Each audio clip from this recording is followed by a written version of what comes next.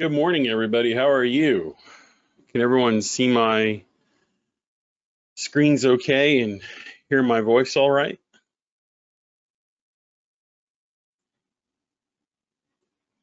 Morning, Rob. Thank you for that. All right. We are here today to talk about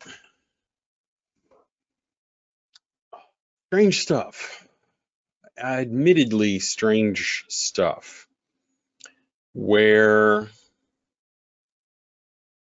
we're trying to answer the question, why do markets move when they move, the directions they move? And I've spent the last 15 years plus really, yeah, the trading is a part of it. But for me personally, once you spend a few minutes looking at any chart, you get the sense there's something else going on behind the scenes. And that's really what drives me, the puzzle of it all. This idea that I don't understand or didn't understand what made things move the way they moved. Why did the signal go up just now? Why is this long still working? And I want to sort of bring you progressively further into the rabbit hole, as it were. And so I've just projected my charts here. Can you guys see those now, ladies? It should be up on the screen. All right, cool. Earlier, if you follow social media, earlier this week, one of the ways that I try to help people understand how predictive markets are is by bridging the gap between leading indicators that we use, like warp and force, and leading indicators that everyone sort of has access to. In this case, I'm using something relatively unconventional, lunar cycles. And last week in social media circles, I made a discovery. And I pointed it out to people in our advanced trading room. If you're a member of that, thank you. But I essentially said, hey, look, this lunar phase is a first quarter, moon half full. This lunar phase is a full moon, a moon completely full. This lunar phase is a third quarter, a moon half empty. And this lunar phase is a new moon, a moon completely empty. And so you'll notice for quite some time coming into these recent market conditions, full moons and first quarters tend to go up at their signal. And third quarters and new moons tend to drop down. Well, we had our Omnia course back in April, and I began to notice something. I began to notice right around April 15th that the signals were going backwards. And for those of you who've taken the Omnia course or who come to my live training room, we know what backwards means, reverse polarity. And we're able at that point in the sequence to assume every lunar signal is going to behave with its inverted nature. It's going to go up if it used to go down. It's going to go down if it used to go up. And so during the social media post, ever since this signal here on April 12th, I've been warning people down on April 23rd, and then here, this third quarter phase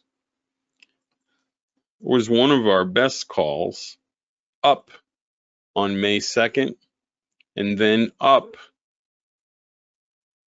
on May 7th, and then down on May 15th, and then down on May 23rd.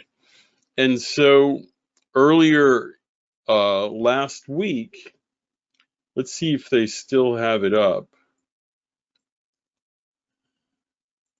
I came over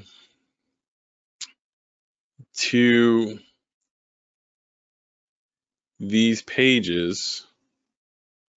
Let me see which one. Sometimes the moderators post my stuff and sometimes they don't. And yeah, here we go. So this was 3 days ago. And I posted this chart and I warned everybody the same thing. I said, hey, I think we're going to do exactly what happened at the other point in the cycle. And I noted right here that the last third quarter we arrived at, it had 3 high close days in a row. And I said, if you look at the sequence, there's a small green spinning top and then a large red drop down into a small red spinning top and then 3 sequential higher close days. Can you see that, Glenn? Small green candle, large bear drop, small red candle, up, up, up. And I said, hey, it's kind of setting up that way over here again. Small green candle, large bear drop, small red candle, and then I'm watching for up, up, up. And on Friday, boy, it was hard to be a believer. It was hard to hang on. And then that magic signal kicked in on the 5-minute warp chart, brought us all the way back to open, and then wham, straight up through it. And I get nervous when I post this stuff because I want people to know what we know and believe what we believe. And so back on Friday, the signals were great. I had a long from 8:25 until 8:50. It was wonderful.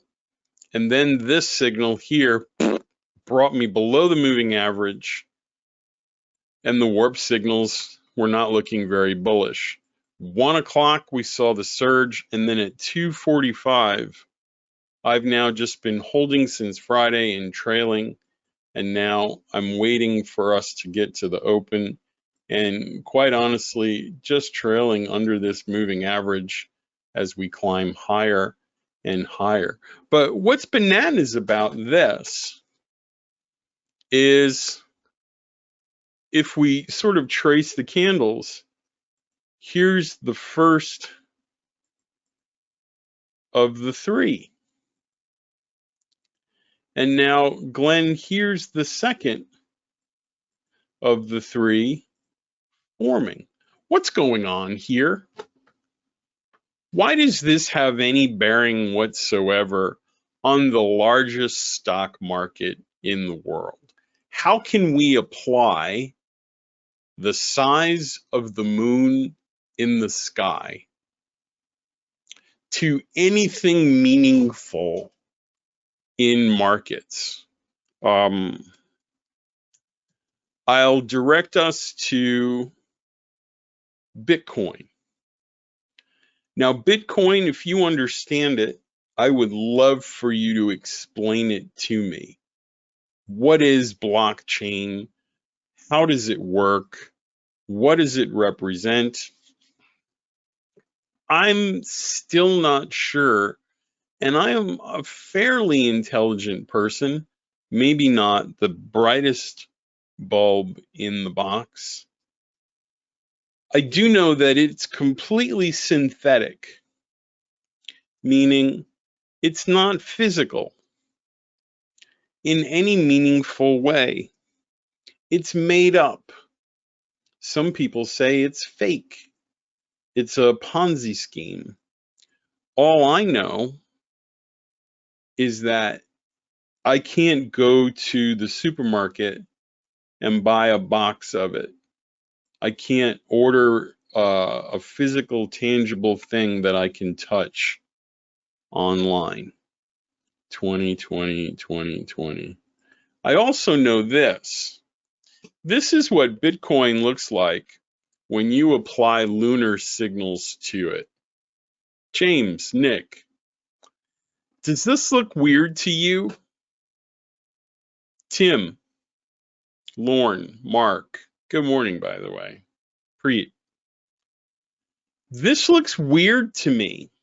What happens when we get near a full moon in Bitcoin most of the time?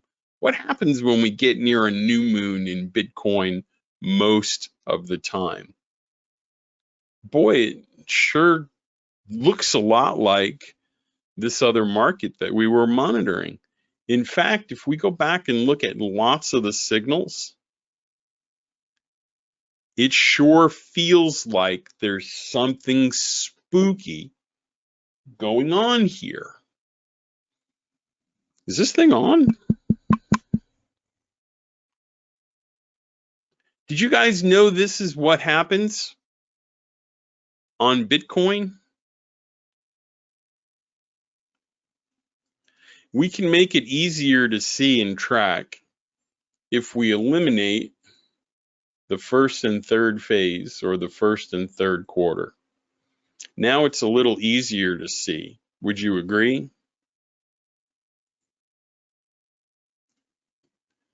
When's a good time to buy Bitcoin? Jim, you have Bitcoin futures available, right? You have Bitcoin micro futures. Boy, it sure seems like if we traded the lunar cycles like we did our warp signals, we'd make a lot of money in Bitcoin, wouldn't we? So Jim, let's just go through it real quick.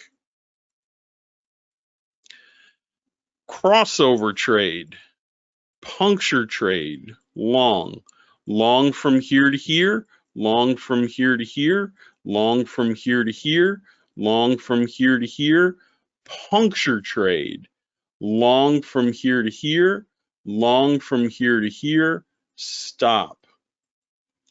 Puncture trade, long. Yeah, Evan, I got a link. But look, why is it doing this? Does anyone have an answer? Why are these monstrous moves occurring in a synthetic instrument with this much precision? How are we able to find these types of moves on these charts? And it's not exclusive to these two instruments. We can apply this to Tesla or to bonds. We could apply it to oil or gold. It's all the same stuff. And so it really got me wondering about what the cause was. Jim says maybe it's gravity. It's not gravity. And I can say that with a relative degree of certainty because I went pretty deep down this rabbit hole. Those of you that use force are benefiting from my psychoses, having searched for an answer to this question. Why? Why does it do this? And Jim, according to Gann, who studied natural law, he says, hey, if you're really going to say you know how this stuff works, you should know what the cause is that allows you to predict the effect.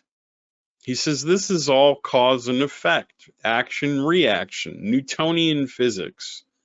He lives in the era of Einstein. He lives in the era of Nikola Tesla. He's a well-read, educated man. And he says, hey, if you really go down this hole, eventually you'll get the answer to the cause. To the cause. Any questions at this point? what's going on this chart? Well, I'm glad you asked. We have another indicator in the alpha package that uses a different technique to look for pivots. And this one is based on the sun. Let's see if I have that template loaded here still. Solar.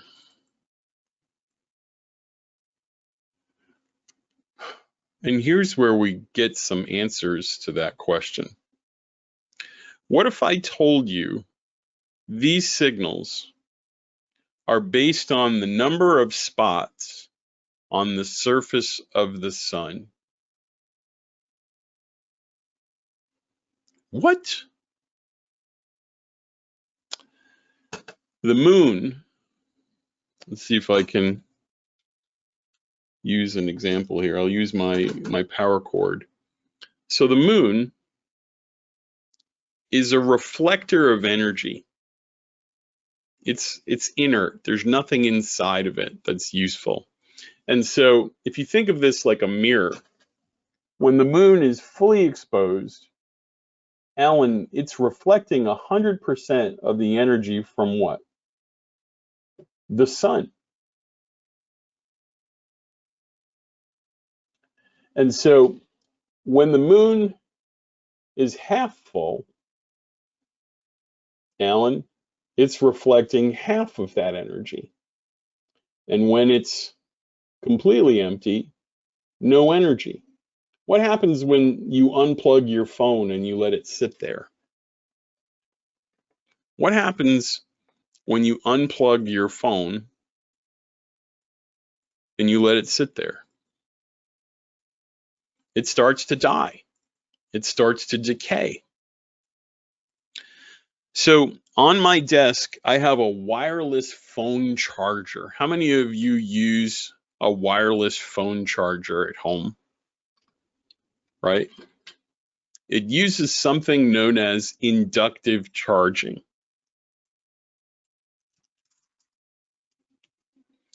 Inductive charging is also based on energy. And the simple fact of it is this: your phone has wires inside of it that are coiled up, and the charger has a coil inside of it. And when you place the phone on top of the wire here, electricity or a current is induced from the primary to the secondary coil. Energy can be transferred wirelessly. Does that make sense? If you apply a current to this coil and you put this coil on top of it, it induces current in the second coil. Energy is transferred wirelessly. Okay, so now we're getting a little deeper down the rabbit hole. The moon doesn't have anything in it.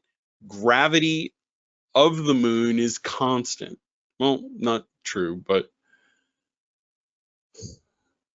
I'm more interested in the energy transfer at this point, that light that's reflecting off the surface of the moon. And let me tell you why that was interesting to me as we go to the next phase of this.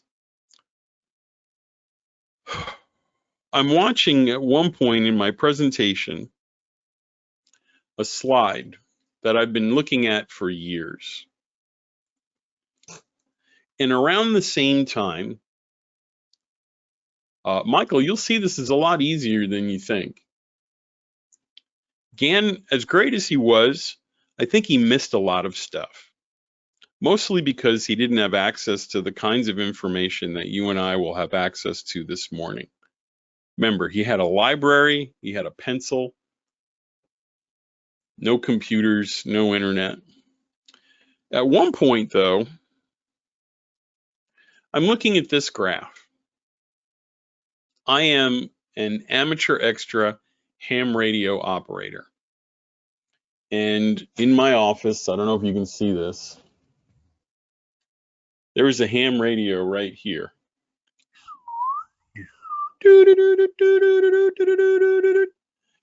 And so when I grew up, the guy who trained me, who had been doing this for years, he trained me to do something with ham radio called QRP.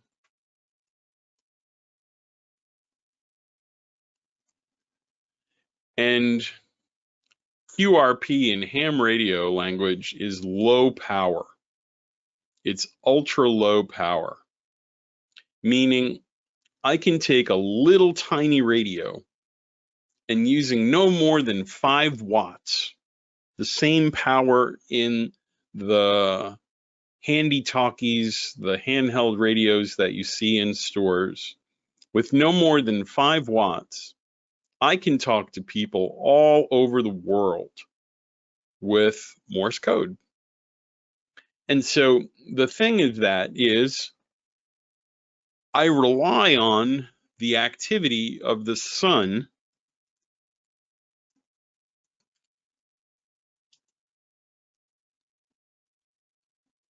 to help me do that. So the Earth is covered in the ionosphere.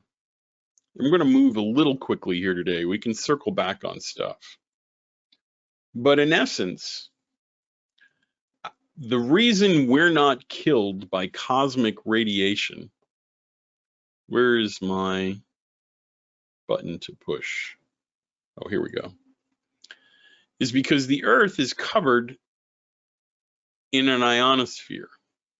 We have the magnetosphere, the ionosphere, and when these auroras, the sun is very active, you see the northern and the southern lights, that's radiation bouncing off of these layers of the Earth's surface, or rather the Earth's, this is a shell, if you will. And so when I'm a kid, the more active the sun is, the more I can skip my radio signal. So I can bounce it from here to Newark, New Jersey.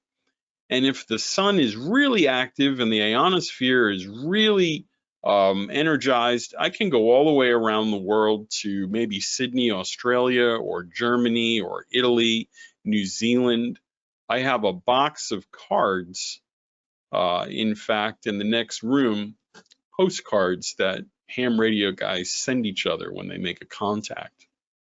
And so this shell of ionized particles around the Earth behave the same way a balloon does when you rub it on your hair for a birthday party. How many of you remember birthday parties where your grandma, your aunts would rub balloons on their hair and then stick them up on the wall? Anybody remember that?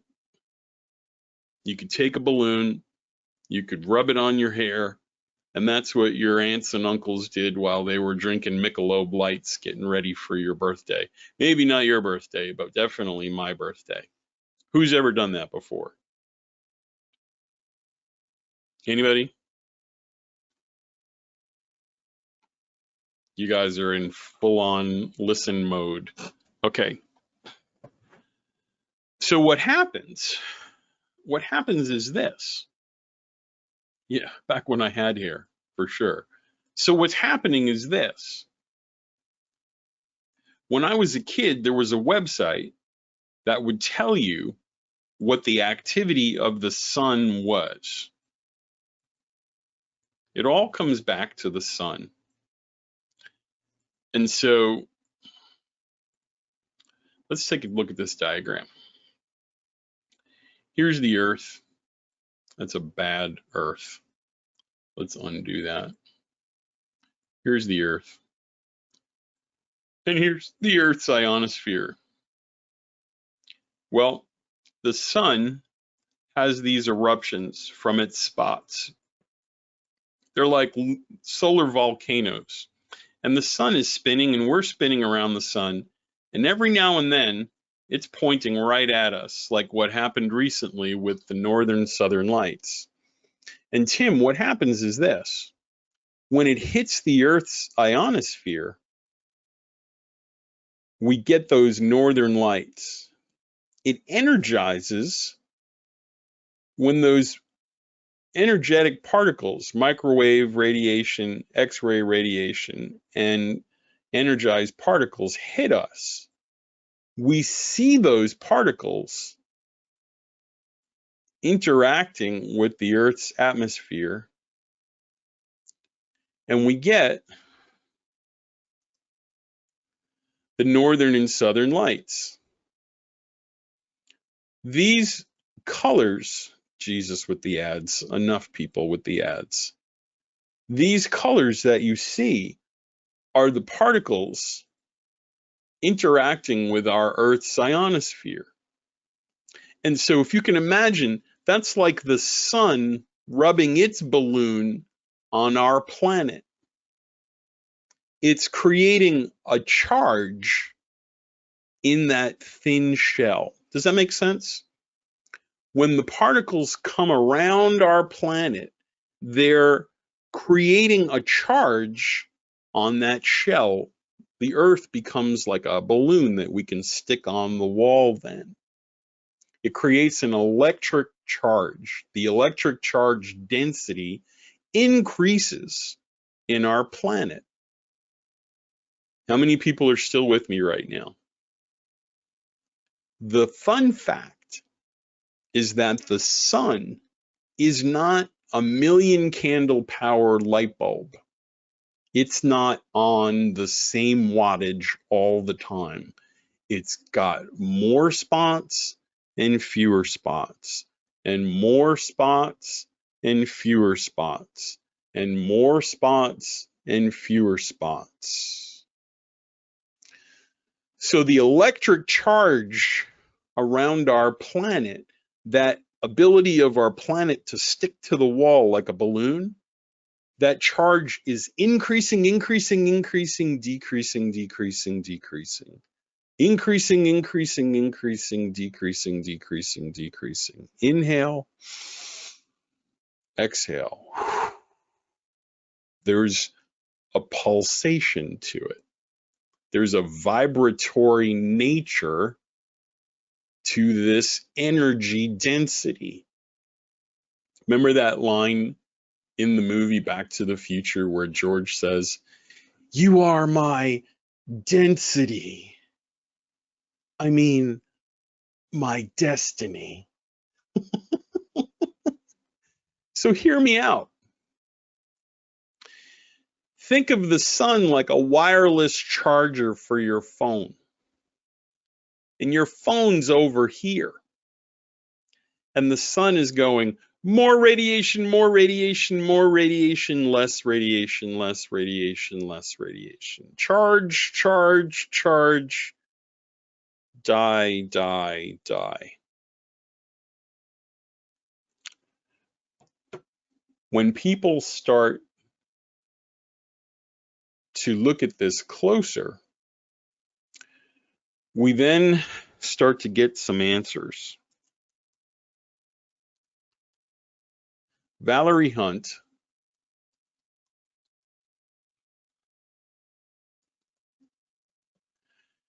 is a dual PhD professor at USC or Berkeley, and she comes out with a book, and she's working at the top level of science in terms of trying to understand how humans interact with their invisible environment. All of this is invisible. The only thing you can see are the auroras, right?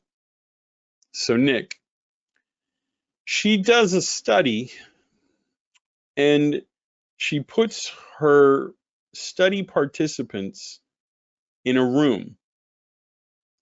And outside of the room, she has buttons for the magnetic field and the electric field inside of the room. I think this is called a mu room, and she gets permission from JPL, Jet Propulsion's laboratories on the West Coast, to use this room.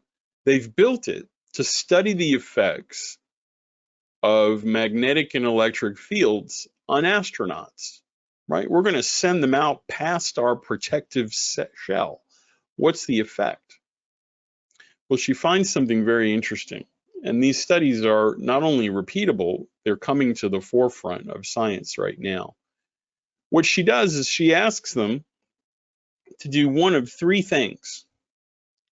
Number one, she says, I want you to do a motor skills test. Put all the pegs in the holes as quickly as you can. Number two, I want you to do a lean angle test. How far forward can you lean? And we're going to measure on the wall with a camera that you can't see. And then number three is an affability test. How do you feel? Very subjective, discretionary, right? But how do you feel? And an interesting thing happens with all of her students, or I guess the study participants. When she increases the magnetic field, when she increases that magnetic field, guess what?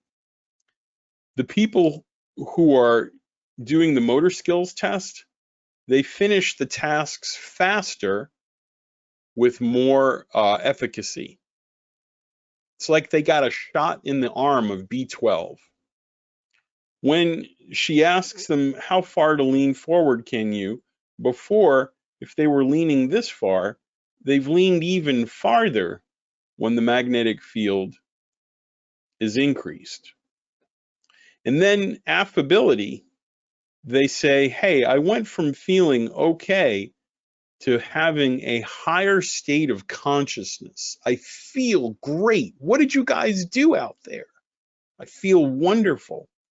So when she turns the magnetic field up, she's getting double-blind study results that show people finish their work faster, they can lean farther forward, and they feel great.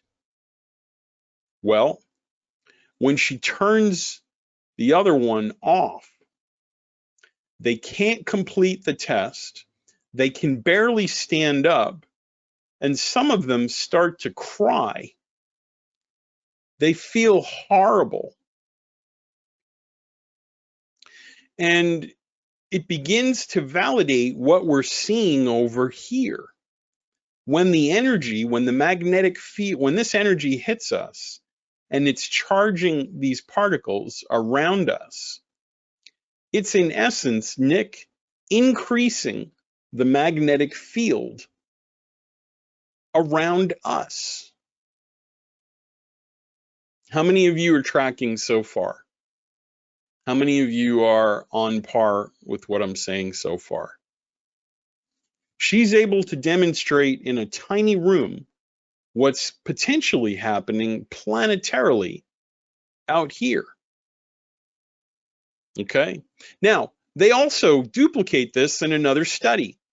They have a bunch of guys that are working in a mine. There's a tunnel, and then there's a room. Here's the surface of the earth. And they take all these people, and they bring them down into this part of the earth where they're less and less exposed to this energy. And Mary, it's the same thing as here. People in the room are not well. People this far underground are not doing good. And so they eventually bring down an electric field generator. There's something you can buy right now. I actually have one. Let me show you what it looks like.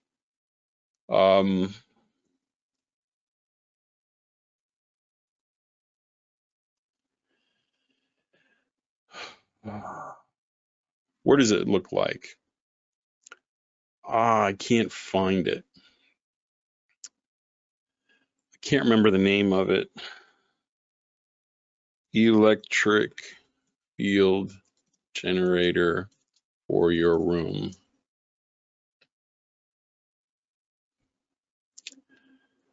I'll get you guys the link for it. I'm not calling it the right thing. You can put them in your office and people actually feel better around them. You're recreating a natural environment. And when people were this far underground, their work performance suffered, their affability suffered, and they brought down this piece of equipment. I have it in the office here. I'll send you guys a link after if I can't find it. And everybody's better. Okay. Well, let me take you back to this diagram. These are the sunspots. These are the solar cycles. And you can look through a special telescope and count the number of them. When you look at them up close, we have a satellite now that actually just films the sun like a giant film camera. Here's what they look like.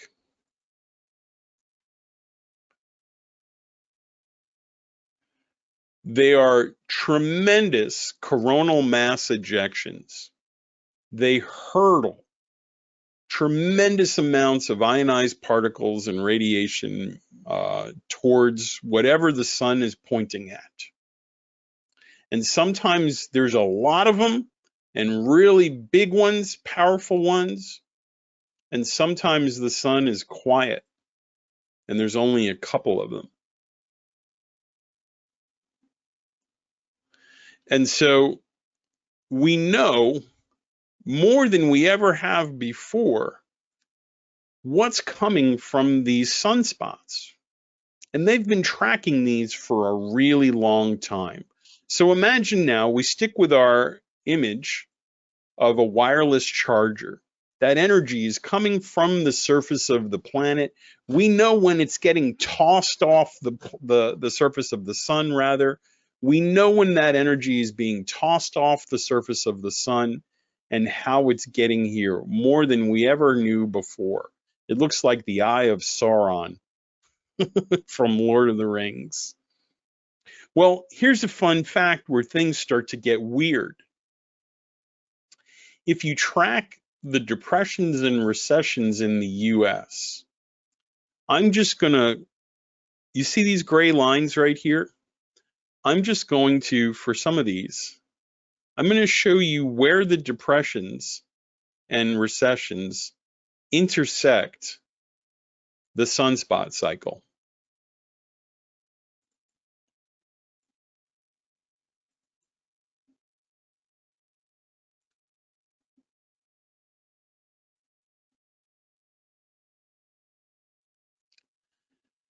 With the exception of one,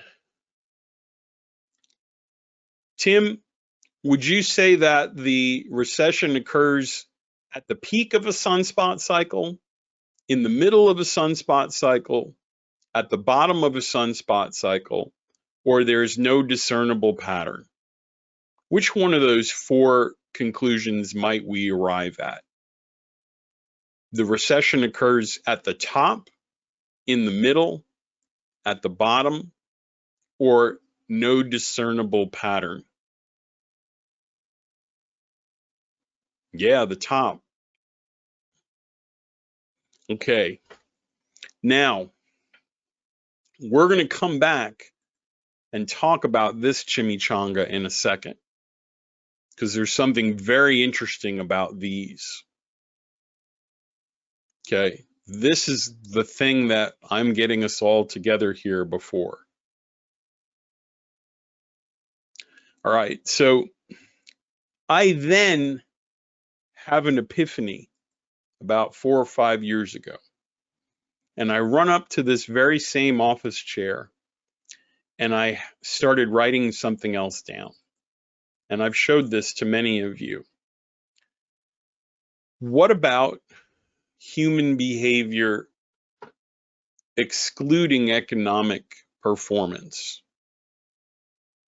Because what we seem to be circling around uncomfortably is this idea that when the energy is at a maximum, a full moon, the most number of sunspots, and it starts to degrade even a little bit just after a full moon, just after a sunspot cycle, there appears to be a psychological and or physiological reaction to that moment in time,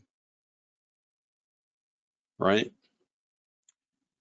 If you talk to a police officer that you know, if you talk to a nurse, someone in the emergency department, I have a few of those friends, guys who fought in Afghanistan or Iraq, you probably have a veteran in your neighborhood. Ask any of them, what is your life like around a full moon? And they will anecdotally respond, dude, I try to call in sick. Everyone loses their minds around this moment. Well, check this out.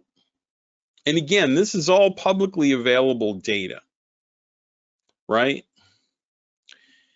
US World War I, the Chinese Civil War, Germany invades Poland, Pearl Harbor, the Korean War, the Vietnam War, the Tet Offensive of the Vietnamese War, which is the bloodiest battle of that. Now, I'm going to use a different color for this one because it's important. This is when the Soviet Union invades Czechoslovakia.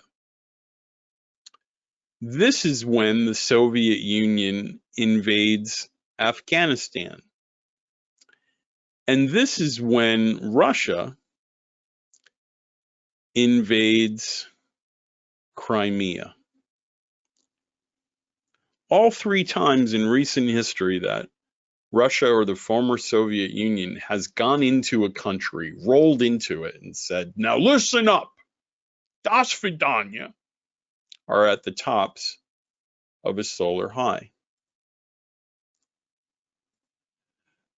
We have the Libyan civil war with Gaddafi, the Iran-Iraq war, the bloodiest battle in the Middle East to that point, the Iraq-Kuwait war, then the Gulf War, the Bosnian Civil War, the Somalian genocide, and the Rwandan Civil War and genocide. Then 9/11, the US invades Iraq, and we have the Darfur genocide, bodies floating down the river. Now we have Benghazi, the Libyan civil war, thank you, Mrs. Clinton, and ISIS.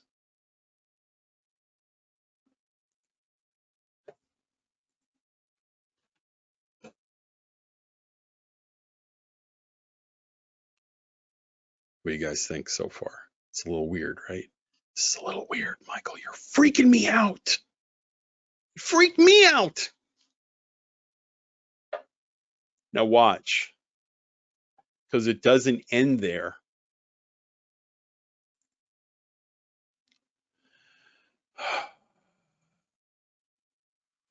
I'm not the first person who's figured this out, by the way. I'm not the smartest person. But now look, as we go back, that's the American Revolution. This is the French Revolution. This is Napoleon. The French-Prussian War, the Russian Revolution, the Great October Revolution, communism emerges in Europe. This is the Cuban Revolution. Berlin Wall comes down.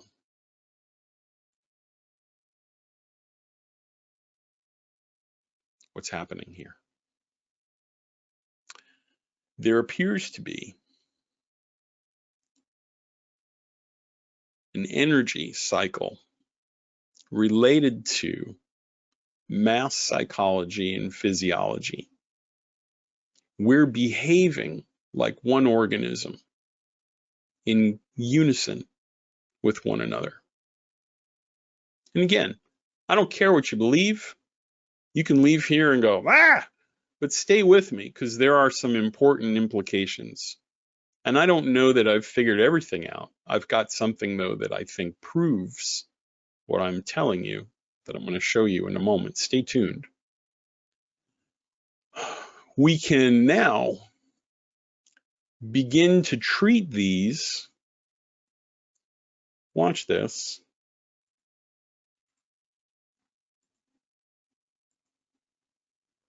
Fill.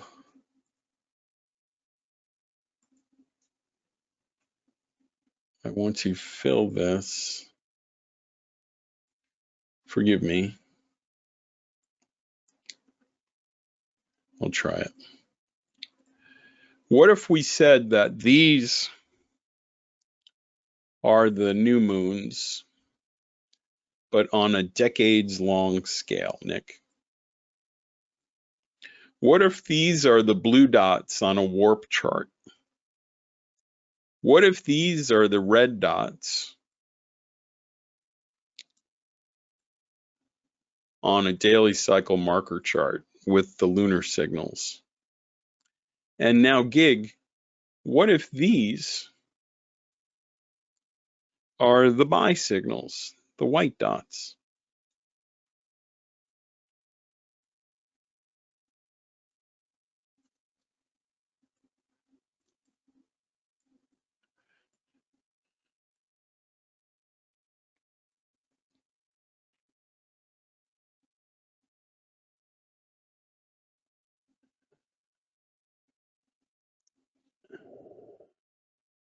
Yes, Evan, it will be. If we treat these like warp signals, what also applies to the cycles? If we treat the lunar cycles back over here like warp signals, and we treat the solar signals like warp signals, what else applies? Everything. All of it. All of it applies. The Omnia doctrine applies. The warp inversion signals, patterns 1, 2, 4, 5, 6, 7, 8, and 9 apply. What are you talking about? I mean this. If I load more data onto this chart, watch when I go back years historically. When is this? This is 2019 and further back. When I have a higher high green dot right here, there is a prior swing high, there's a brand new high at a buy signal. I can come over now using the lunar signals and say, hey, that's a pattern 5. That diagram, that diagram is what's happening on this chart right here. Fascinating. So all of the pattern 5s occur. Look at what happened on the ES right here. on May 23rd. It's the highest high ever. Highest high. And how does it behave? The same way as the book. It drops down.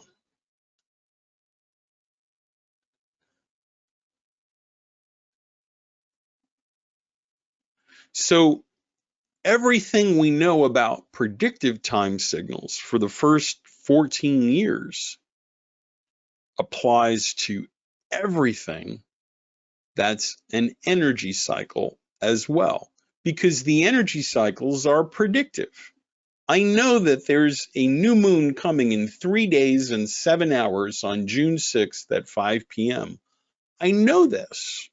I know the lunar signals for the next 1,000 years to the minute because astronomers have worked out the calculations.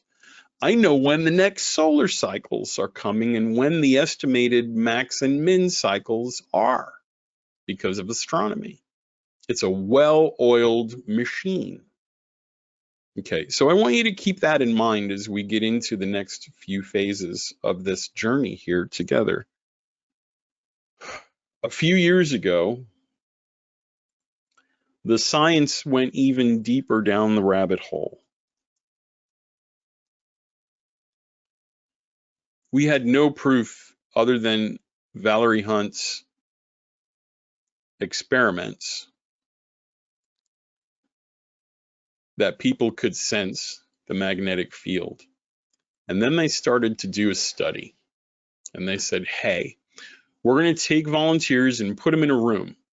The room, there's no sound in it. It's acoustically insulated. There's no light in it. It's pitch black dark. It is a Faraday cage. No magnetic or electric fields penetrate inside of this cage. It is neutral. We're going to take regular human beings and put EEG sensors on them. And there's a magnetic field emitter inside the room. And we're going to turn it on just a little bit and see if any part of the human brain responds. And guess what? It did. And so when they come back, I'll put this video link in the chat box here if you want to click on it. Right? Here's a bunch of nerds. Guess what they found out? There's a part of your brain that behaves the same way a homing pigeon's brain works. You have iron in your brain the same way a hummingbird does when they go from Mexico to New Hampshire. You know how to navigate, or at least we used to, the same way these dogs whose owners move away and they find their way back home. We can sense the Earth's magnetic field.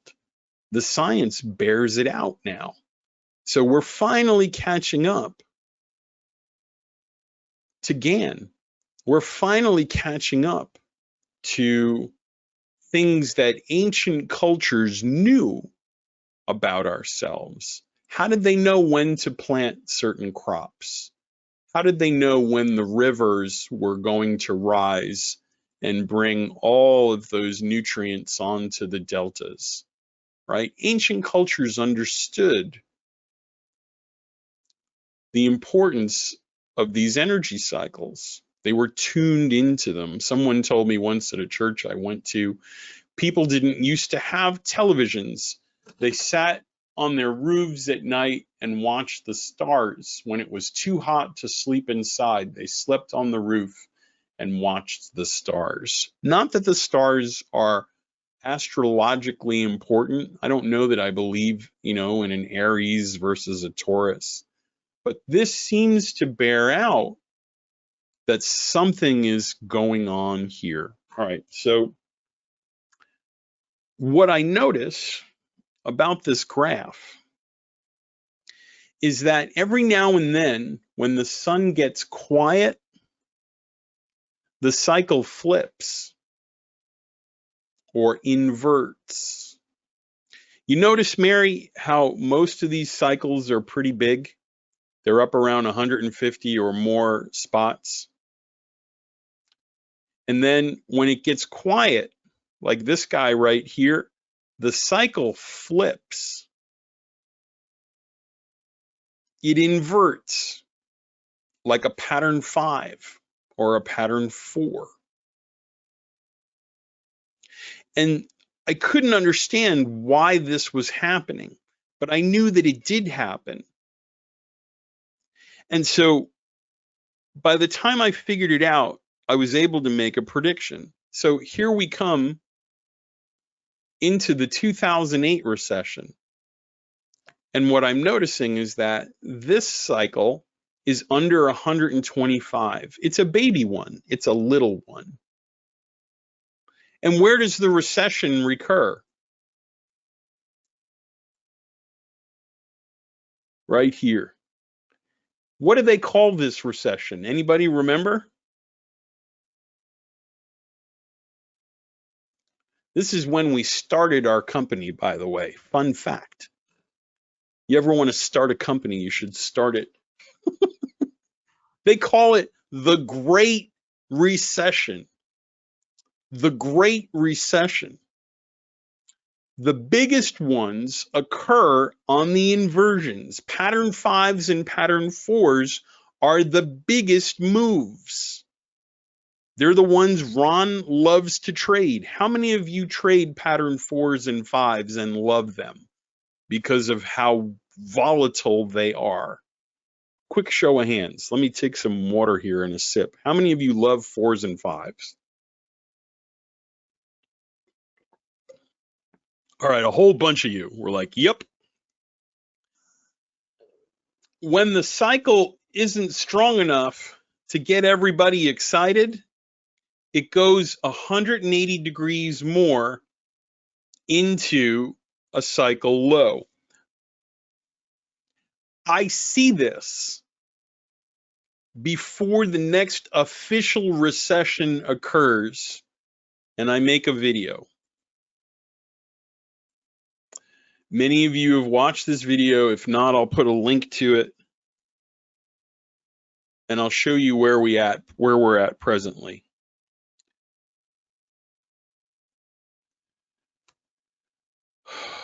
Here's our website link.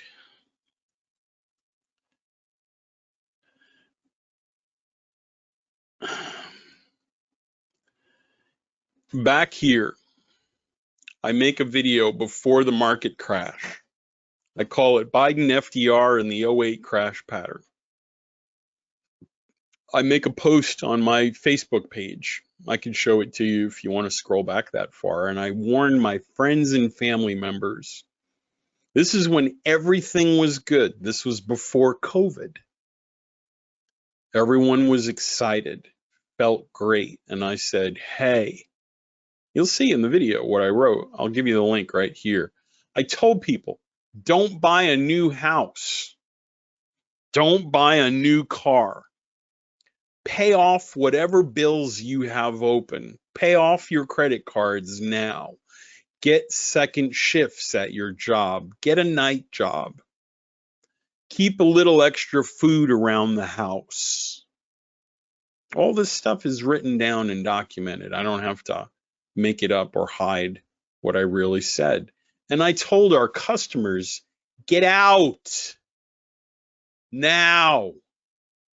We're there. And I showed the similarities between the 08 crash and the 2020 impending event.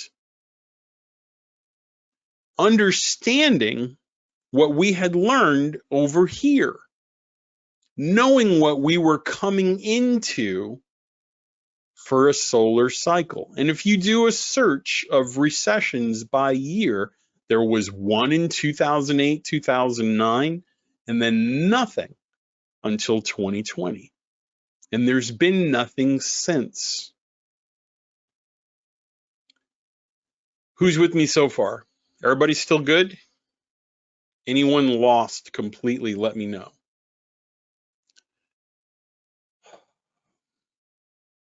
Remember, I told you about this little weirdo guy right here, right? Watch. There's a metaphysical element to this, meaning the wisest man on the planet, allegedly King Solomon says in Ecclesiastes, everything that has happened will happen again. There is nothing new. What? Under the sun. Very weird.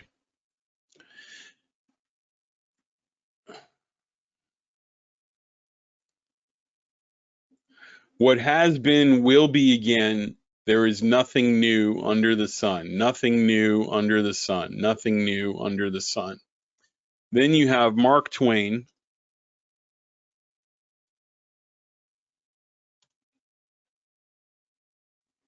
History doesn't repeat itself, but oftentimes it does rhyme.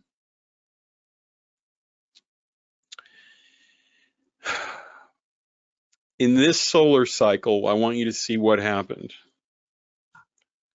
One time, businessman Herbert Hoover elected, come here, Mike, what are we doing? Elected to drain the swamp is replaced by a progressive, one-time Republican, replaced by a progressive liberal Democrat named FDR. FDR is seen as physically weak, weaker than Hoover, and incapable of performing his duties as president and commander-in-chief. FDR, in response to the financial crisis, releases billions of dollars into the U.S. infrastructure through the New Deal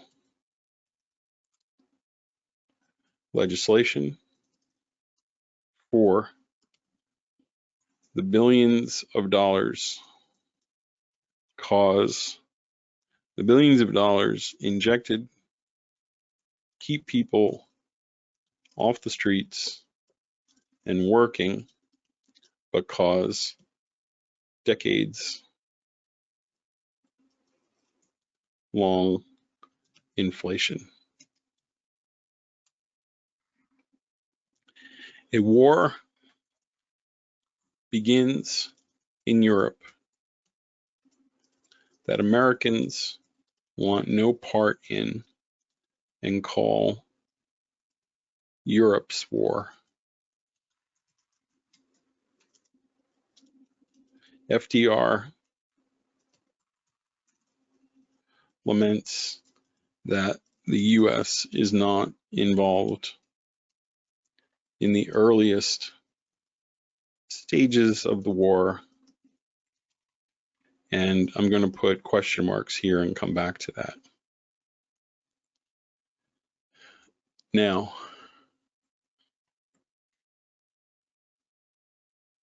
over here,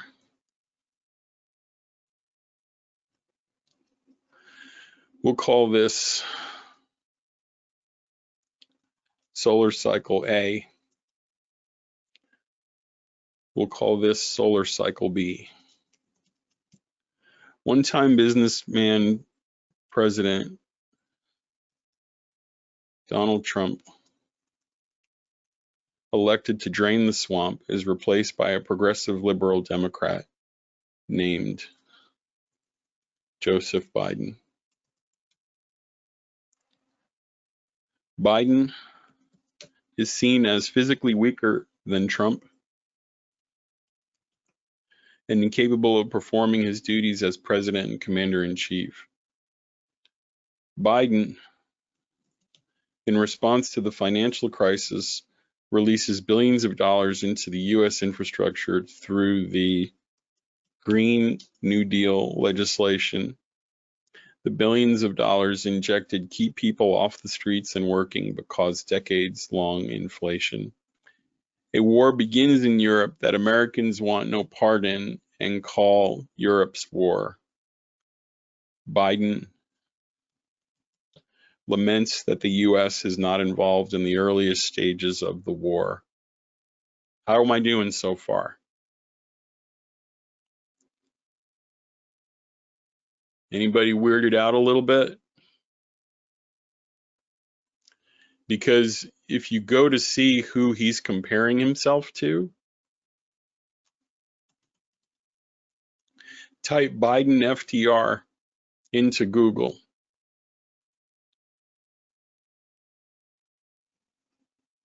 And article after article is comparing Biden to, of the 40 plus presidents they could, one.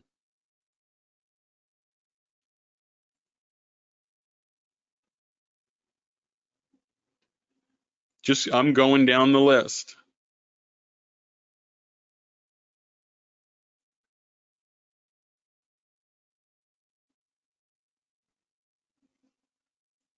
I'm not making this up.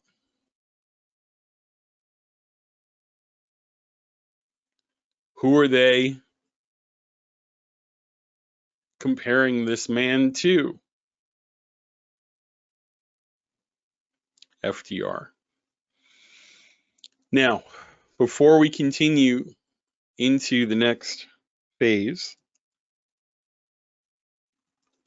I want to show you two things.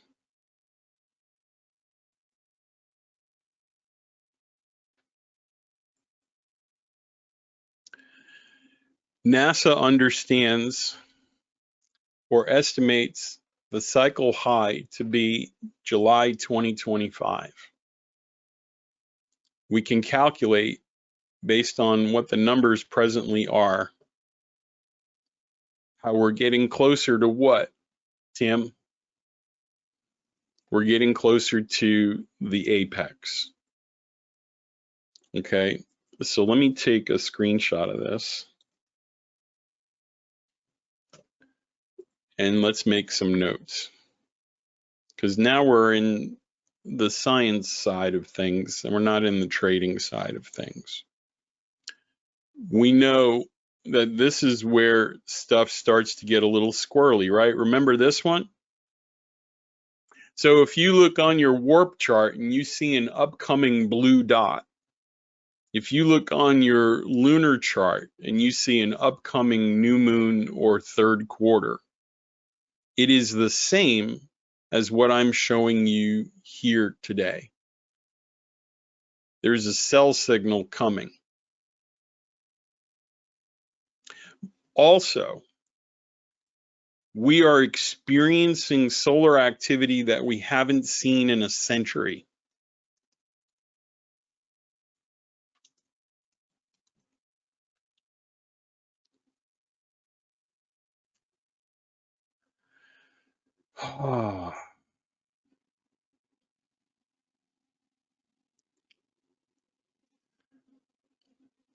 Record breaking.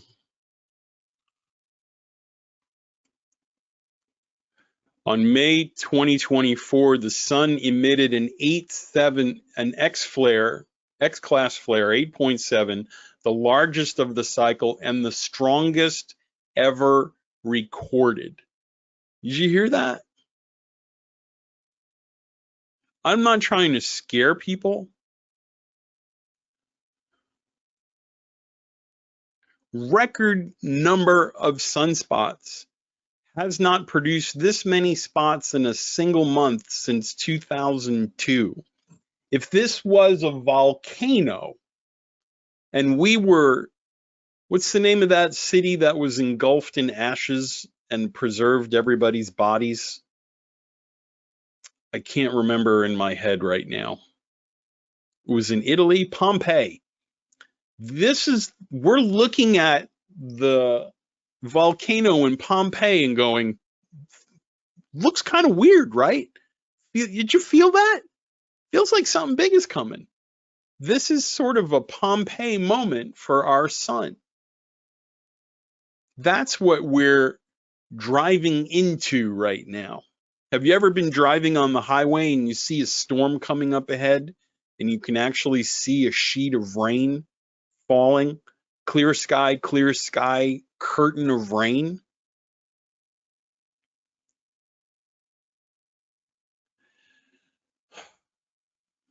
Here's where I go off script a little bit. And I'm wondering if you could give me a little bit of rope. Because this is all theory. I'm in the theoretical part of our session.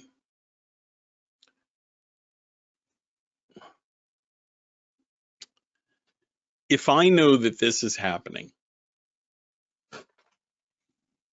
if there's an energy cycle that repeats where people predictably behave irrationally with paranoia or react predictably with greed and energy and excitement. Meaning, Mary, if I know there are moments where collectively a society is at its peak of angst,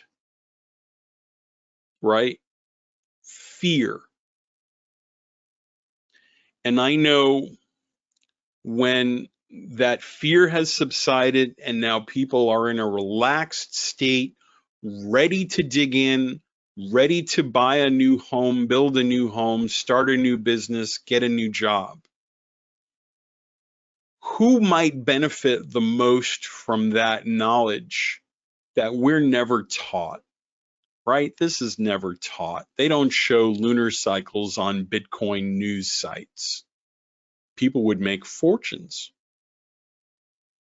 But who would know these things and benefit the most? That's right, the elite, the wealthiest, most powerful people in the country stand to risk the most or make the most.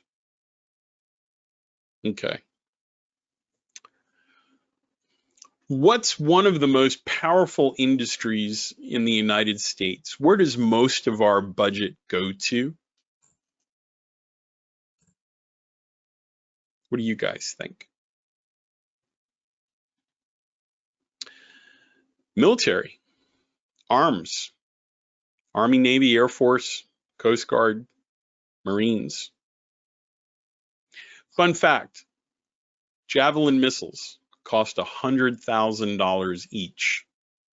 Javelin missiles were the first things sent to Ukraine. Crate after crate after crate after crate. So what other industries make a lot of money when stuff goes wrong? What did we just go through? That's right, COVID. Pfizer, Moderna, Johnson & Johnson.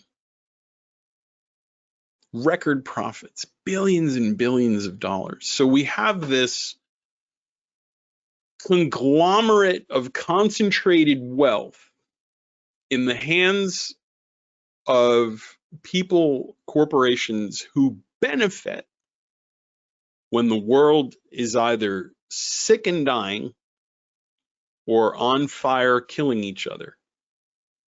Remember that. There's a book that was written, and this is all speculation from this point. There's a man who performs countless Freedom of Information Act requests.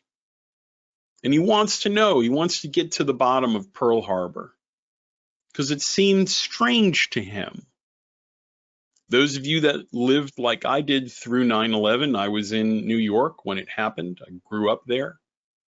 My father, fun fact, passed away on September 10th, and I was hundreds of miles away from my pregnant wife and kid when the phones died as I watched the planes hit the towers. I still have questions about 9/11. Many people do. But a lot of people had questions about Pearl Harbor. And what he seems to find out, he wrote a book, you can look for it on Amazon. He says, hey, I found out some fun stuff.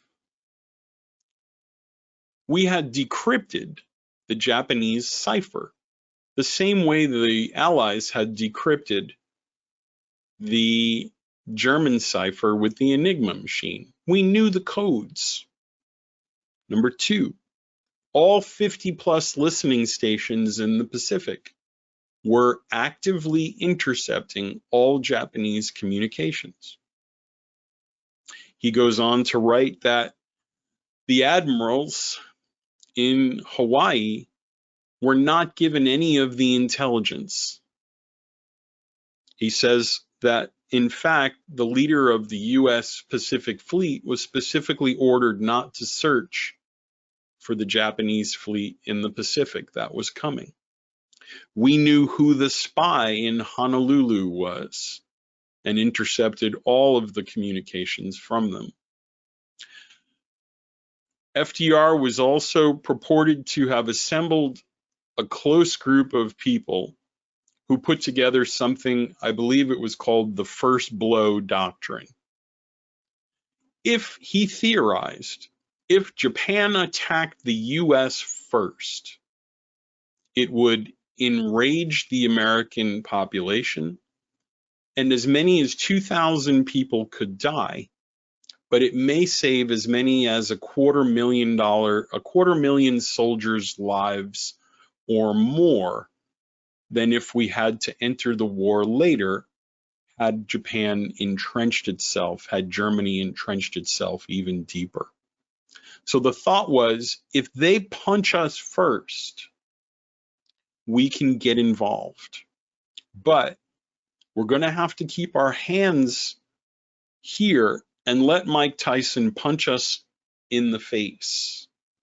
It's an excellent book if you'd like to read and get really into it. So now we flash forward, and I'm looking at these events that I've lived through, and I'm saying, why did George Bush's brother, why was he in charge of security of the World Trade Centers of all places in the world? Why did they bury the debris right away? Why were there particles of iron ferrite spheroids in the dust collected all over the city? Spheroids that don't appear naturally except when they use shape charges on the columns of the buildings. Why did the third building fall? No building before that or after, even ones that caught fire, have ever fallen, and it wasn't hit by a plane, it wasn't on fire. I have so many questions. Why did we go to Afghanistan later and Iraq first, and never Saudi Arabia?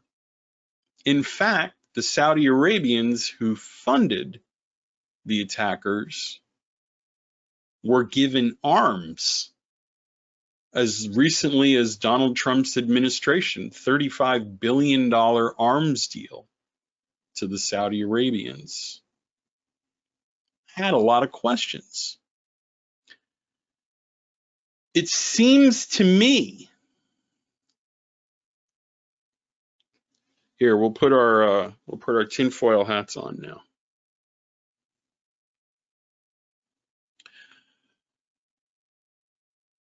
It seems to me that people in power understand the moments in time where the invisible environment, these conditions that we're talking about, are at an apex.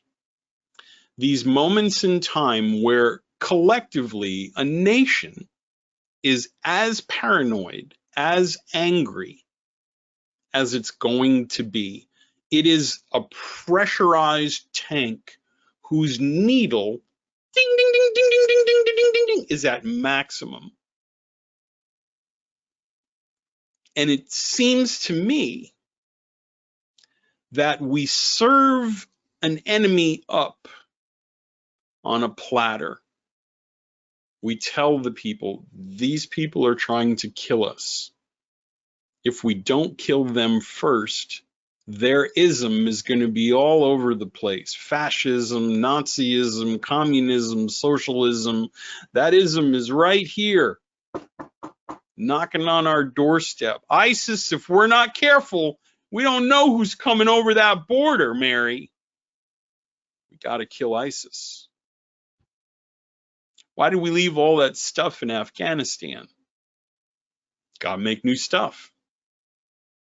Got to go back and fight the people who have our stuff with better stuff, fancier stuff, more expensive stuff. Take my hat off. Am I okay still? Did I lose anybody? Because now it's happening. All of the things that we were looking at are happening. And we have another one of those moments that doesn't make any sense. How many of you, the day after it occurred, asked yourself, how did a middle-aged Palestinian overweight guy in a parachute with a lawnmower engine behind him get over the most heavily surveilled wall in the world since the Berlin Wall? How many of you the day of or the day after said, wait a minute, I thought they have tunnel sensors and radar and satellites. If it's something they can plug in, the Israelis got it. Well, if you were paying attention, the day after, the days after, other people had questions too. Egypt wanted to know, hey, we told you guys this was coming. Why didn't you stop it? Israel was warned by Egypt of potential violence 3 days before Hamas' deadly cross-border raid, a U.S. congressional panel chairman has said.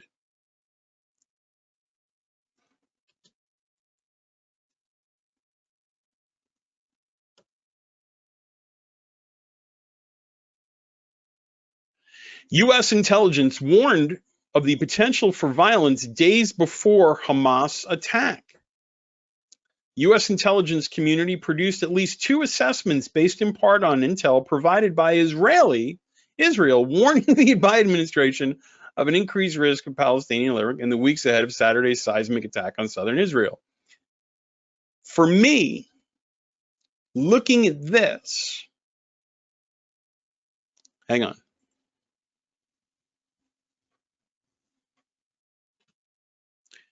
For me, looking at this, is it over here? Am I pointing to the right side? Is that where your screen is, over there?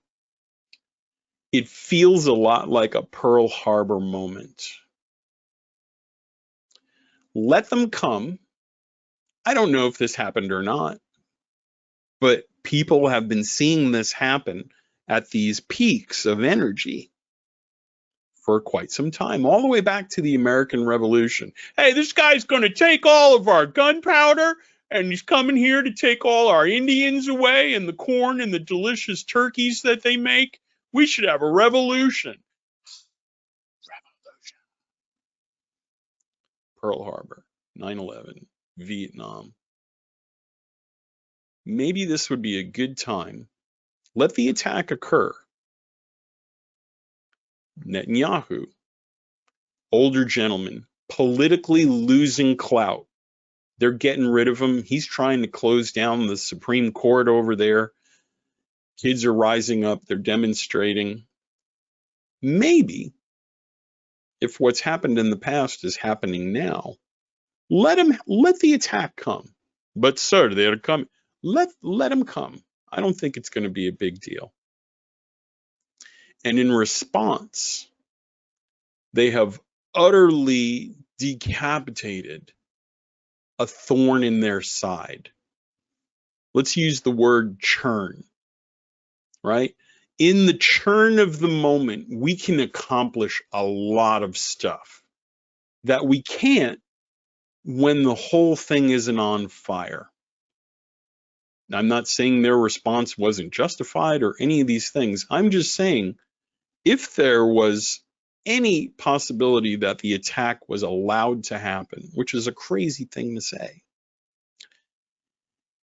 in an amoral vacuum, it provides an opportunity for the most profitable complexes of that society to benefit and achieve all of their political goals quickly. We'll go back and apologize. We'll do some stuff. There'll be a memorial. People's memories are very short. But I'm seeing the kinds of things that people are talking about having happened way back here, happening now. Let's go one step further. If you remember how World War II started, Germany started telling people, hey, we want parts of our country back. Remember that? We want parts of our country back. Who's doing that now? Who's saying those same things right now? We want parts of our great empire back again. And we're coming for it. There's two players on the board saying those exact identical things. Anyone want to take a shot at it?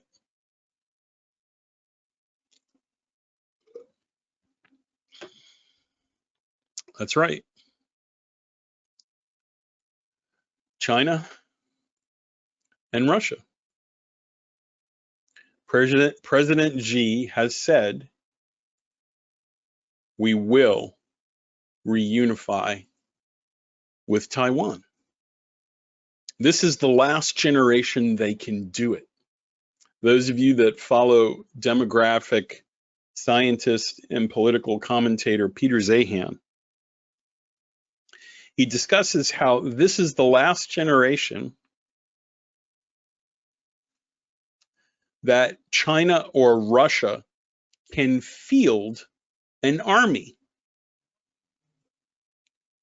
If you come through, I'll put the link in the description into the chat box. Russia has no more 20-year-olds. China has no more 20-year-olds for an army. No one's been having any babies. This is the final time where they can field an army. Anyone else remember how they pulled people out of jail in Russia for the first parts of the attack? And so you can go through here and he'll show you the graphs. In fact, this is it. There are no young people after this. They have to do it now.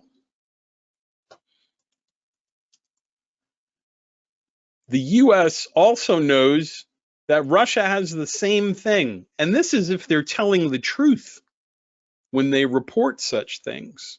The odds are they're not even probably telling the truth. And you'll see everyone is old and there's nobody young to fight. Now imagine you're the United States, and I'll say one more unpopular thing. This is the one thing that may get me in trouble, and I just want to apologize in advance before I say it.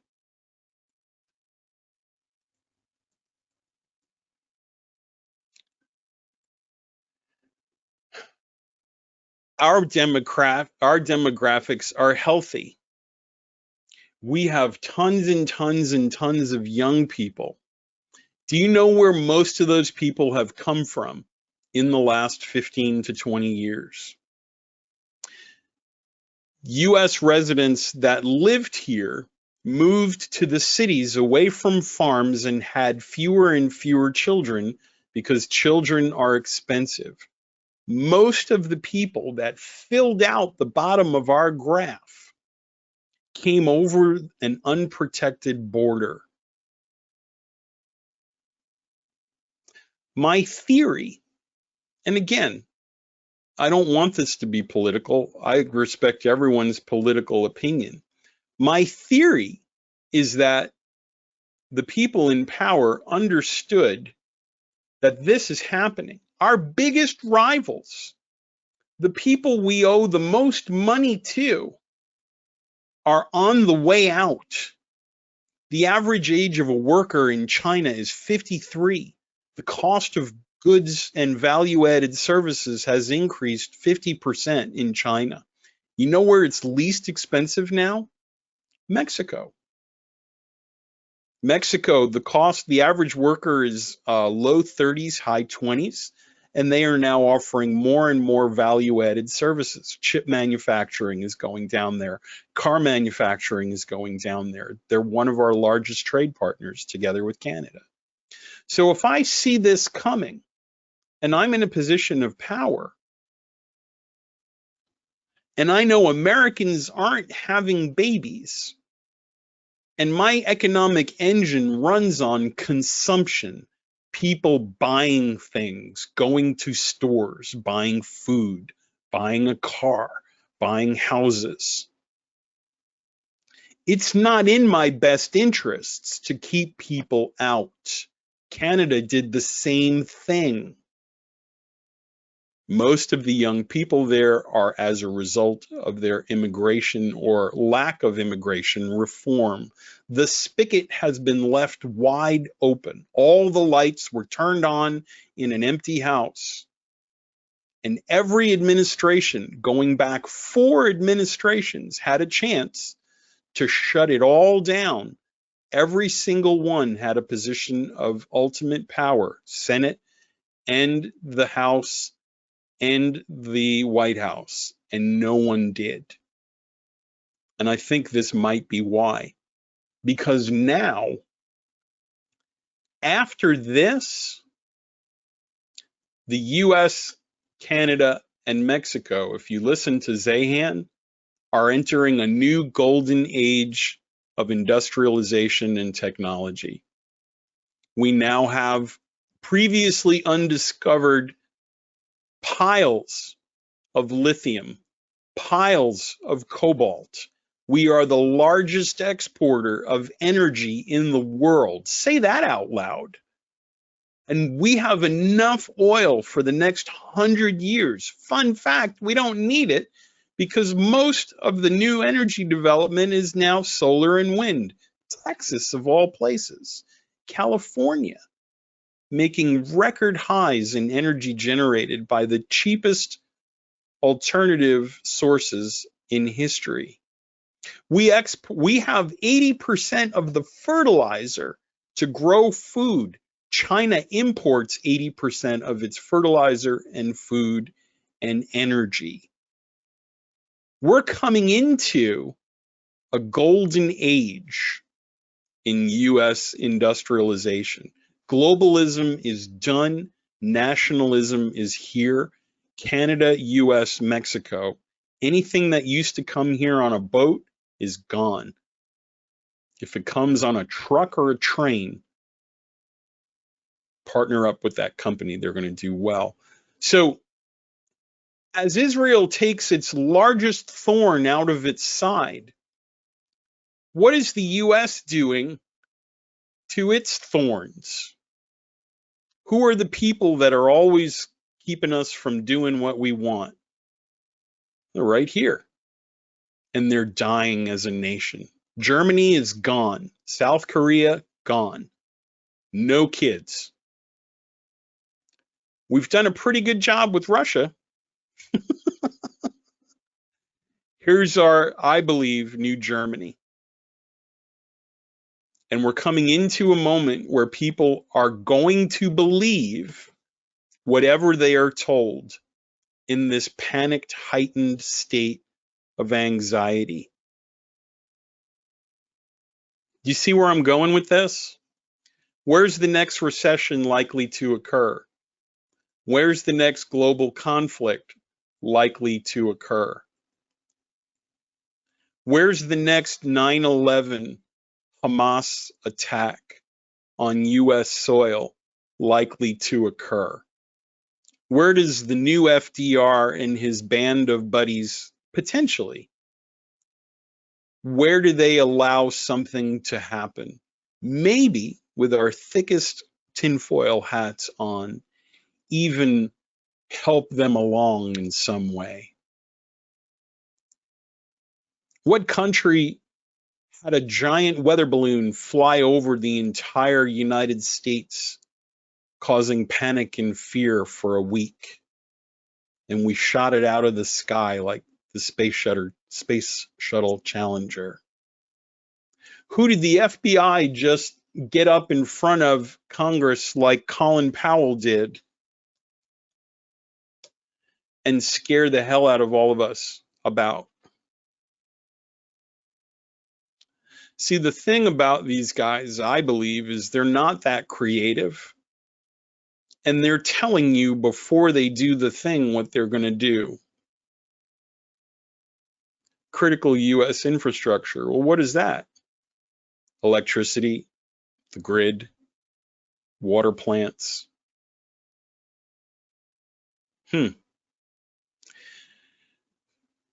All of this is happening as we come into a moment where all of this usually happens. We're coming into a red cell dot when? We're coming into a red cell dot at an all-time market high, the same way we did in 2008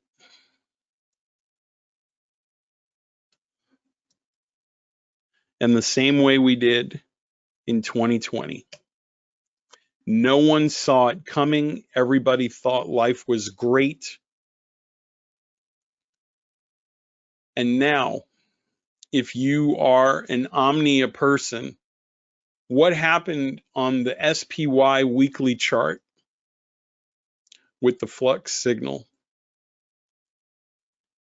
Sorry, anticlimactic line. It reversed polarity and went up. Tim, what happened on April 5th that week? It reversed polarity and went down. And where do we usually see that happen?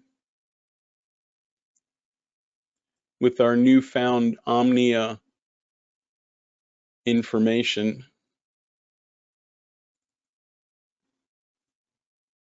It happens right before the reversal at highs and lows. It's happening here. It's happening on daily charts for the ES. It just happened on the lunar cycles on the ES. If you load a daily chart, there's signs everywhere that we're coming into a higher high. As of right now on the daily chart, we don't have it yet. We don't have the inversion cycle yet. We're still good. But it's early. It's early enough in the game that we need to pay attention to it. One last thing I wanted to show you. I really wasn't sure if the magnetic field and this energy theory I was telling you about was what caused this. And so I tasked my best friend and partner with an impossible task. Remember that ham radio story that I told you about? Well, as federal taxpayers, we have satellites in space. We have satellites in space that measure the Earth's magnetic field in real time. It measures how many particles are on the balloon. How strong is the density of that energy? Is it a really strong energy or is it a weak energy? Because we know it fluctuates. It fluctuates on decades-long scales. Lunar charts are weeks. But there's a satellite put up by NOAA that specifically measures the Earth's magnetic field in real time. This one right here. And fun fact, it publishes the magnetic field strength every 60 seconds with a 3-minute delay to a Boulder, Colorado University server. I asked Ron, I showed him the website. I said, here's the data. Could a programmer pull that information off the screen and put it into a NinjaTrader indicator? Can we take the data coming from this? See that thing sticking out, Tim? Magnetometer measures magnetic field. I wanted to know if everything I've told you, what is the cause of it? Is it true? Is it what I think it is?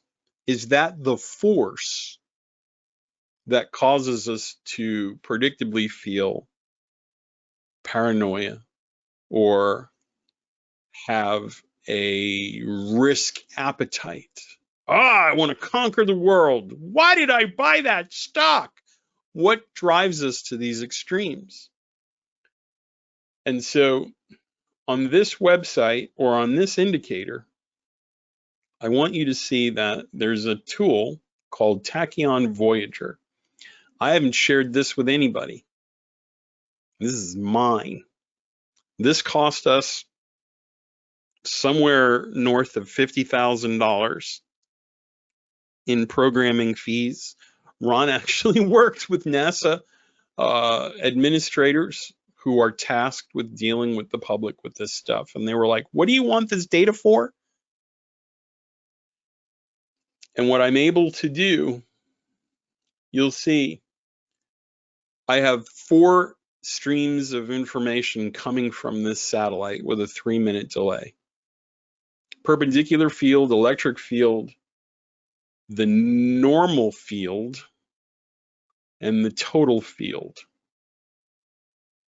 Yes, Bob. Same one. And when I chart that, I actually have a 50 period smoothing factor on it. What does this chart remind you of? This is the live E-mini S&P 60-minute chart. These signals are not from Earth. These values are coming from the satellite.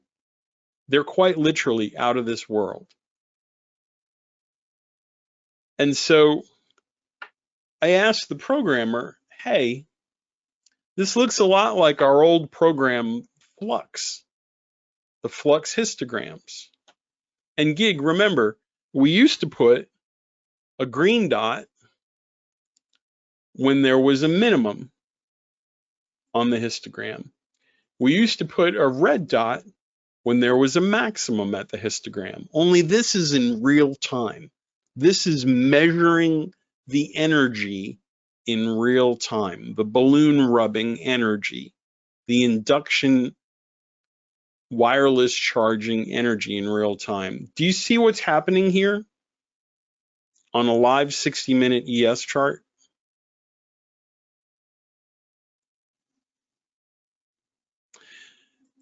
On a live magnetic field chart, we still have pattern 5s. On a live magnetic field chart, we still have pattern 5s. What is going on? And so the smaller the time frame now, I can measure intraday. Remember, there's a 3-minute delay. I can measure intraday these energy fields. And so this morning on a 15-minute chart, guys, look. This is that energy from the sun, down and then up. And now down.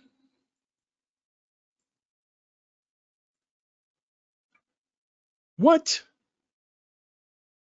is going on? Also, the open price lines of the magnetic energy provide support and resistance the same way your open price lines on a flux or a warp chart do. Did you know that? You can use open price lines from the actual energy field that drives human intent to be paranoid or risky. Here's our 5-minute chart. And gig, all I need to do is watch for that turn. When the energy that I know causes this and revolutions and wars and recessions and depressions predictably, I've already stuck my neck out on that block. Predictively, I now have a direct line to that instrument. And I wondered to myself, does Goldman have this feed in real time? Does JP have this feed in real time? Is there a beeline from the satellite down to the trading floor desk? I don't know. If I were them and I know what I know, and I knew what I know, you better believe every one of the traders in my room would have that feed. Hey everybody, everyone's about to feel better again. The universe is injecting invisible B12 up their butts. Woohoo! Start covering the shorts. Any questions about this as we kind of end our webinar this morning? Because I've given you a lot to think about. But I want you to have this awareness that I have. I want to share what I know with you, right? I want you to be aware as we're coming into this season. Many of you are older with retirement accounts. You're really weighted in some of these equities right now. I am not a CTA. I'm not a registered trading advisor. You shouldn't be listening to me about these types of things. In fact, it would probably behoove me to make you sit here and read this while I'm talking. I'll put this at the beginning if there's a YouTube video. But if there's any merit to it at all, I feel like we're in the same position that we were in 2019. In the video, I actually said maybe we go to war with China. And then there's this guy with orange hair saying it's the China virus, which it was. One of the political candidates got in trouble for citing a study, an actual scientific study, a peer-reviewed paper that showed people of Southeast Asian descent were less likely to die from the virus. You know who was most likely to die from the Wuhan virus? Black Americans and white Europeans, basically Americans and Europeans. Orders of magnitude, I believe, more likely. Kind of feels like a weapon. But again, we're straying into tinfoil washcloth areas. We're arriving at that moment in time where you will be asked to be the most afraid, to be the most irrational, to be the most reactionary.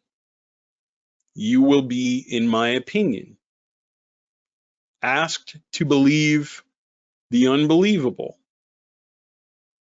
And when a certain amount of time goes by, when you have a chance to go back and reflect, be in a small group of people who are villainized as conspiracy theorists after the fact, while a large industrial military complex or a pharmaceutical industry has made record profits.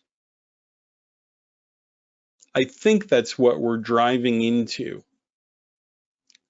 And I don't know that every one of these people isn't playing for the same team, as ridiculous as that sounds.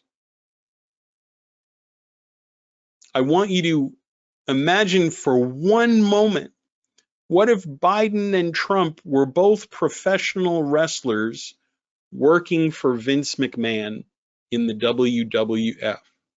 And what if all of you are here rooting for Hulk Hogan and all of you over here are rooting for the Iron Sheik or Undertaker? And at the end of the day, both of their paychecks say Vince McMahon, WWF.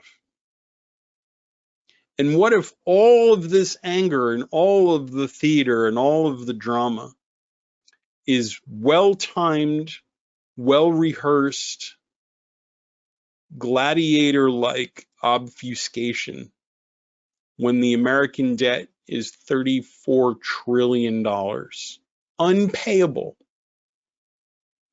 And no one seems to be talking about any of the things. The best and the brightest aren't at the steering wheel. There has to be more intelligent life than what we've been given. These people are not politicians. They are, well, they are cartoon characters. They are South Park characters. All of them. Again, I don't want to lose you, but knowing what I know and seeing what I see, these are people who are well versed in theater and drama. They're the faces out front. And you can't help but be conspiratorial when you come back and see charts like this. You can't, after all of the things that I've taught you and that you know. I wanted to tell you two things too before we go. If you want the lunar and the solar indicators, I made them available as a monthly subscription, and I put that link into your Skype box. And I decided I want to share the Voyager indicator as well. And I'm going to hold a training class for it at the end of this week. And that's the second link that I just pasted in there. If you want to have access to this stuff, right? If you want to see these energy cycles, the lunar, the solar, and the magnetic field stuff, that used to be reserved to a very small group of people, handful. I feel like that needs to be out there now because the stakes are too high. So I'll be holding a training class. We'll get the links out to everybody probably later today or tomorrow at the latest. If you want the magnetic field satellite feed, I will tell you this, it will work as long as the satellite is functional. When the satellite stops working, it stops working. So it's only fair to put it on a lease. The lunar stuff, the solar stuff, the lunar program, all of that, that's eternal. This isn't going to go away. And so I would encourage you to definitely get at least a month or two of that and have it when we come to the training event on Friday. So those are available if you want them, and they can be very important assets as we move forward into the coming age. Any questions about this as I start to reel it in and slow it down?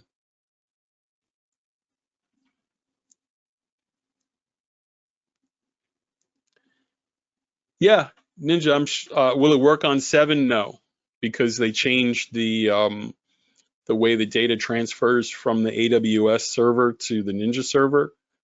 So it works on Ninja 8 only, the satellite feed.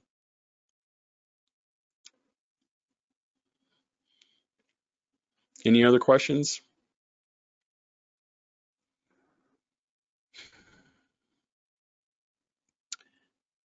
Okay, here's my final thoughts. I'll put the links if you want to get those tools too in the email I send out with the recording. It'll be a streaming recording as well as a Dropbox recording that you can download to your PC. I'm also going to upload this to YouTube if they let me, and then we'll take a look there. Be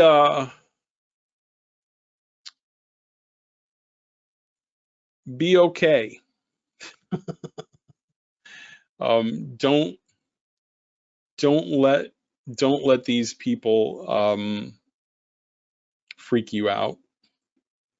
Be open-minded and open-hearted, and be involved in the BT TFT Skype community. Tell your kids and grandkids it's going to be okay. This is the final, these are the final birth pangs before the release. Houses can't stay this expensive. Cars can't stay this expensive. Everything is a cycle. Everything is a vibration. Everything is a wave. But violence is coming on multiple fronts. Lots of bullets and shells and missiles and planes, satellites, all of this. This is the season, right? Biblically, a time to plant, a time to harvest, a time to be born, a time to die. We're coming into that season. You will be asked to be the angriest and the most irrational and the most gullible you'll ever be. Be calm.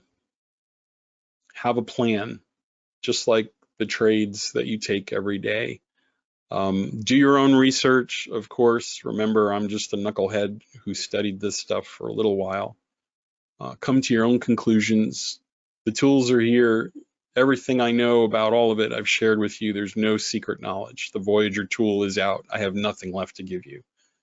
And so I want you to succeed. I believe in you, but I want you to be okay. Right? Be safe. Same things I said in 2020. Careful on new purchases. Right? Don't overextend yourself. Keep some extra water and some Mylar packs of food somewhere. Make alliances with neighbors. Get to know a few of them, even if they have a different colored hat on. Those things may be important in the coming year or so. Local community would be my advice moving forward. Learn to rely on other people and be valuable to other people. And take care of the ones that are closest to you, right? Opportunities are coming, but we have to go through the churn first. And this is the time of the churn. This is the time. Albert, if you want access to the Skype group, I'll send you a link right now. I'll put it into the chat box. Please go ahead and click on that, and that'll bring you in there. There's about 270 people in the Skype group right now, and it's growing all the time. And so that's a great link for that as well. I'll put that also in the email. I love you guys. You're the reason I get up every day, every week. I love doing what I do, and I'm grateful. Ron and I and Rachel and everyone here, we're grateful to you for the opportunity you've afforded us to get this kind of information, get these kind of tools out to you. And we'll continue to work hard to push further in, further down, deeper to bring this up to the surface and ultimately help you put some pips in your pocket there. So if you need anything, please let us know, but know that we're working hard and grateful for what you allow us to do here. Take care, everybody. Have a great day, and watch for the recording here shortly. Don't forget to get your hands on a copy of the Alpha indicator with the lunar stuff, the solar stuff, the Voyager indicator. I'll be having a training session on Friday for that to help you get set up and started. So don't worry, I got you. Catch you later. Bye-bye.